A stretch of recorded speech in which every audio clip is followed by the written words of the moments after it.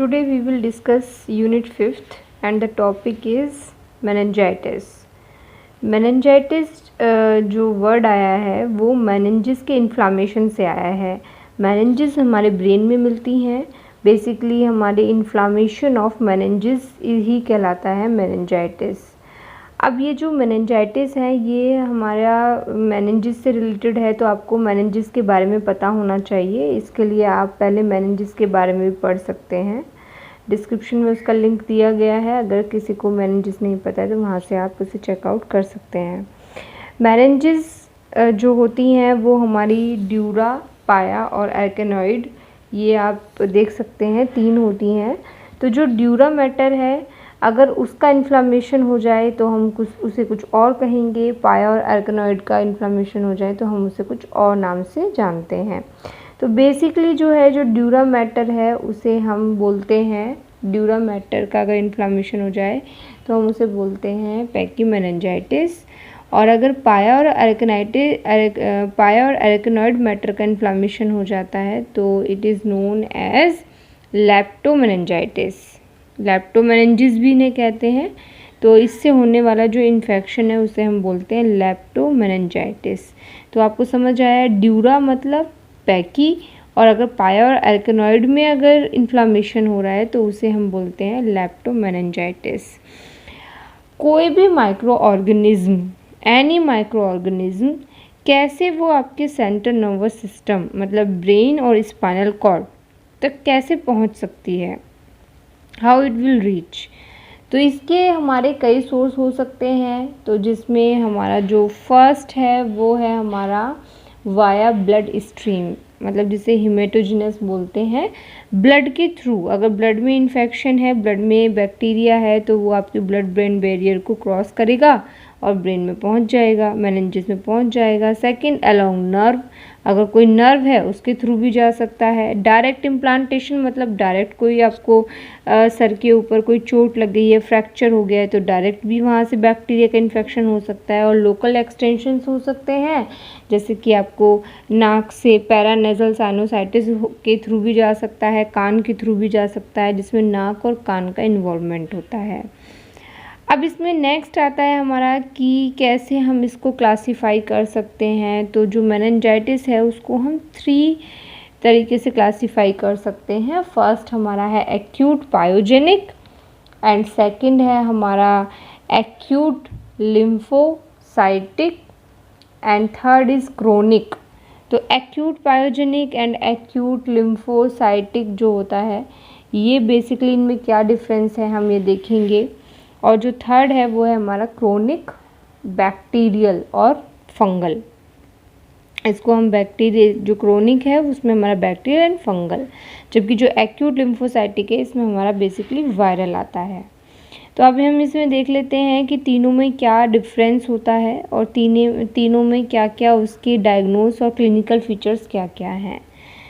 तो अगर हम एक्यूट, सबसे पहले हम लिख लेते हैं acute pyogenic, acute lymphocytic and chronic bacterial और फंगल। तो एक्यूट पायोजेनिक की अगर हम बात करें तो एक्यूट पायोजेनिक में जो कॉजेटिव एजेंट है वो हमारा इकोलाई हो सकता है, जो हमारा बेसिकली नियोनेट्स को इफ़ेक्ट करता है। सेकंड हमारा हीमोफिलस हो सकता है, तो जो हीमोफिलस है वो बेसिकली इन्फेंट्स को टारगेट करता है। और थर्ड है हमारा जो सबसे ज़्यादा इम्पॉर्टेंट हम कह सकते हैं निजीरिया है, जो आपकी यंग एडल्ट्स को टारगेट करता है। तो इकोलाई नियोनेट्स, हीमोफिलस जो इन्फेंट्स, और निजीरिया जो है वो आपके बेसिकली यंग्स को टारगेट करता है। अब नेक्स्ट इसमें आता है कि क्या क्लिनिकल फीचर्स और डायग्नोसिस हैं, कैसे हम पहचानेंगे। तो इसका जो क्लिनिकल फीचर्स एंड डायग्नोस है उसमें जो सबसे पहले फीचर्स है वो आपका आएगा, जैसे कि फीवर आना। अगर कोई भी आपको बैक्टीरियल इन्फेक्शन होता है तो उसमें आपको सबसे पहले फीवर आता है। तो अगर ये चीज़ें ब्रेन में है तो फीवर के साथ साथ आपको सीवियर हेडेक भी होगा, सीवियर हेडेक इसमें देखने के लिए मिलेगा। तीसरा क्या है कि वॉमिटिंग, अब आपको सर में कुछ प्रॉब्लम होगी तो वॉमिटिंग, तो आप ये ऐसे याद रख सकते हैं, वॉमिटिंग हो गई। नेक्स्ट ड्राउजीनेस, आपको लगेगा कि आप सो रहे हैं, लाइक ड्राउजीनेस। और उसके बाद जो आपका इसका मेन क्लिनिकल साइन है वो क्या है कि जब आप गर्दन को फॉरवर्ड बेंड करेंगे तो स्टिफनेस सी आपको लगेगा कि गर्दन में स्टिफनेस है, बहुत ज़्यादा स्टिफ है आपकी नेक। ठीक है, तो ये हमारे पॉइंट थे एक्यूट पायोजेनिक के। नेक्स्ट क्या है, नेक्स्ट है एक्यूट लिम्फोसाइटिक। और बेसिकली जो एक्यूट पायोजेनिक होता है ये डेंजरस तो हमारे लिए होता ही है। एक्यूट लिम्फोसाइटिक जैसे कि हम जानते हैं कि ये वायरल है, इसका जो सोर्स है वो वायरल है, तो ये बेसिकली चिल्ड्रंस में देखने के लिए मिलता है। और इसके जो कॉजेटिव एजेंट हैं वो आपके एंटीरोवायरस हो सकते हैं, मम्प्स हो सकते हैं, ये सब चीज़ें इसमें आ सकती हैं। ये जो वायरस हैं ये इसमें इन्वॉल्व होते हैं। इसका जो क्लिनिकल फीचर्स हैं बेसिकली वो ज़्यादातर सिम्टम्स हमारे सेम होते हैं। फीवर आएगा, सीवर हेडेक, वोमिटिंग, ड्राउजीनेस, ये सब चीज़ें देखने के लिए मिलेंगी, बट ये शॉर्ट ड्यूरेशन के लिए होता है। जो एक्यूट लिम्फोसाइटिक है वायरल वाला वो शॉर्ट ड्यूरेशन के लिए होता है और जल्दी से इसको रिकवर भी किया जा सकता है। तो ख़ास बात ये है कि ज़्यादा लंबा टाइम नहीं लेगा ठीक होने में, रिकवर आसानी से किया जा सकता है।